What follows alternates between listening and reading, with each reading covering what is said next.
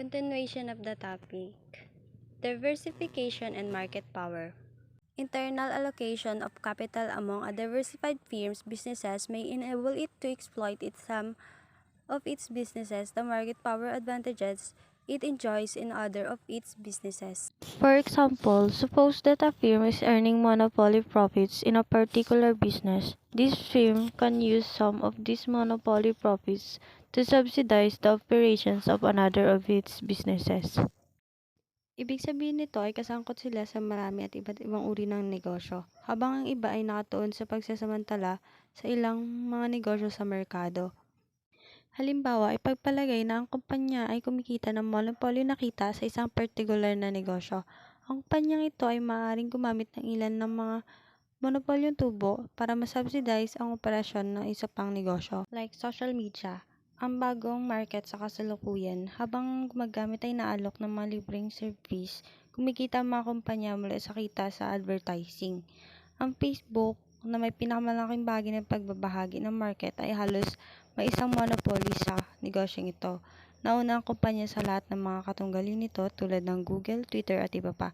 At nakita ang parehong paglago sa organikong bilang ng mga gumagamit at mga advertiser sa social media. This cross-subsidization can take several forms, including predatory pricing, that is, setting prices so that they are less than the subsidized business's cost. The effect of this cross-subsidy may be to drive competitors out of the subsidized businesses and then to obtain monopoly profits in that subsidized business. In a sense, diversification enables a firm to apply its monopoly power in several different businesses. Economists call this a deep pockets model of diversification, or kuripot. Diversified firms with operations in regulated monopolies have been criticized for this kind of cross-subsidization. Although these market power economies of scope in principle may exist, relatively little empirical work documents their existence. Indeed, research on regulated utilities diversifying into non-regulated businesses in the 1980s suggested that these firms use monopoly profits in their regulated businesses to unfairly subsidize non-regulated businesses, but that non-competition-oriented management skills developed in the regulated business tend to make diversification less profitable rather than more profitable. Next is firm size and employer incentives to diversification. Employees may have incentives to diversify that are independent of any benefits from other sources of economies of scope. This is especially the case for employees in senior management positions. Firm, And these employees employee with long incentives tenure reflect the interest of employees to diversify because of the relationship between firm side and management compensation. One of the easiest way to grow a firm is through diversification, especially unrelated diversification through mergers and acquisitions. By making large acquisitions, a diversified firm can grow substantially in a short period of time, leading senior managers to earn higher incomes. All of this is independent of any economic profit that diversification or money not generate. Research over the years demonstrates conclusively that the primary determinant of the compensation of top managers in a firm is not the economic performance of the firm, but the size of the firm, usually measured in sales. Recently, the traditional relationship between firm size and management compensation has begun to break down. More and more, the compensation of senior managers is being tied to the firm's economic performance. In particular, the use of stock and other forms of deferred in compensation management's makes best interest to be concerned with the firm's economic performance. These changes in compensation do not necessarily imply that the firms will abandon all forms of diversification. However, they do suggest that firms will abandon those forms of diversification that do not generate real economies of scope. Next is, can equity holders realize these economies of scope on their own? Earlier in this chapter, it was suggested that for a firm's diversification strategies to create value, two conditions must hold. First, these strategies must exploit valuable economies of scope. Potentially valuable economies of scope were presented in Table 7.1. Second, it must be less costly for managers in a firm to realize these economies of scope than for outside equity holders on their own. If outside equity holders could realize a particular economy of scope on their own without a firm's managers at low cost, why would they want to hire managers to do this for them by investing in a firm and providing capital to managers to exploit an economy of scope? It also suggests which of these economies of scope will be difficult for outside equity investors to exploit on their own, and thus which phases of diversification are most likely to create positive returns for a firm's equity holders. Most of the economies of scope listed in Table 7.3 cannot be realized by equity holders on their own. This is because most of them require activities that equity holders cannot engage in or information that equity holders do not possess. For example, shared activities, core competencies, multi-point competition, and exploiting market power all require the detailed coordination of business activities across multiple businesses in a firm. Although equity holders may own a portfolio of equities, they are not in a position to coordinate business activities across this portfolio.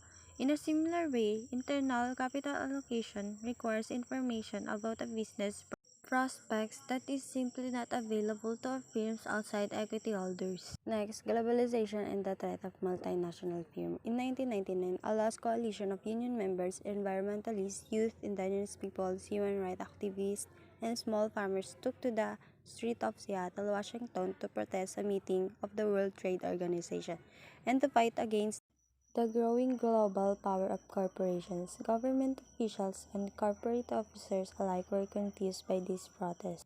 The protesters' message to government and big business was that these aggregate growth numbers of mass more truth than they told. Yes, there has been economic growth, but that growth has benefited only a small percentage of the world's population. Most of the population still struggles to survive. Currently, 45 million to 700 million people worldwide have had to leave their home countries to find work in foreign lands, and approximately 1.4 billion people around the world live on less than $100. Even in relatively affluent societies such as the United States, people find it increasingly difficult to meet their financial obligations. Falling real wages, economic insecurity, and corporate downsizing have led many people to work longer hours or to hold two or three jobs. While the number of billionaires in the world continues to grow, the number of people facing mind-numbing and strength-robbing poverty grows even faster. The causes of this apparent contradiction, global economic growth linked with growing global economic decay, are numerous and complex. However, one explanation focuses on the growing economic power of the diversified multinational corporations. The size of these institutions can be immense. Many international diversified firms are larger than the entire economies of many nations, and these huge institutions, with a single-minded focus on maximizing their performance, can make profit-making decisions that adversely affect their suppliers, their customers, their employees, and the environment, all with relative impunity. The problem is that one way that firms become large and powerful is by being able to meet customer demands effectively. Thus, firm size per se is not necessarily an indication that a firm is behaving in ways inconsistent with the public good. Government efforts to restrict the size of firms simply because they are large could easily have the effect of making citizens worse off. However, once firms are large and powerful, they may very well be tempted to exercise that power in ways that benefit themselves at great cost to society. Whatever the causes and solutions to these problems, protests that began in Seattle in 1999 have at least one more clear message. Global growth for growth's sake is no longer universally accepted as the correct objective of international economic policy. Next, corporate diversification and sustained competitive advantage. Table 7.3 describes those economies of scope that are likely to create real economic value of diversifying firms. It also suggests that related diversification can be valuable and unrelated diversification is usually not valuable. However, as we have seen with all the other strategies discussed in this book, the fact that a strategy is valuable does not necessarily imply that it will be a source of sustained competitive advantage.